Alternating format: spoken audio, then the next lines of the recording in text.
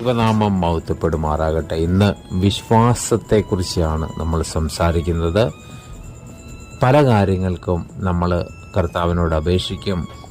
കാത്തിരിക്കുവാൻ മനസ്സില്ലാതെ നമ്മുടേതായ രീതിയിൽ കാര്യങ്ങളെ കണ്ട് പരാജയത്തിലേക്ക് വീഴും.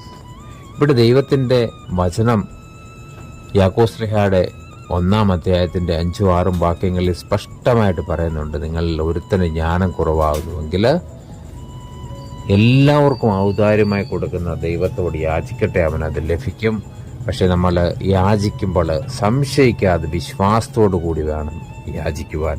അല്ലാതെ നമ്മൾ എന്തപേക്ഷിച്ചാലും അത് ലഭിക്കുകയില്ല. അപ്പോൾ വിശ്വാസത്തോട് സംശയിക്കാതെ വേണം നമ്മൾ കർത്താവിനോട് കാര്യങ്ങൾ യാചിക്കുവാൻ. അപ്പോൾ അത് ചെയ്യുവാനുള്ള പരിജ്ഞാനം ദൈവം തരും. അതിനുവേണ്ടി ദൈവത്തിൻ്റെ ആത്മാവ് നമ്മെ ഒരുക്കട്ടെ, സഹായിക്കട്ടെ. ആമേൻ.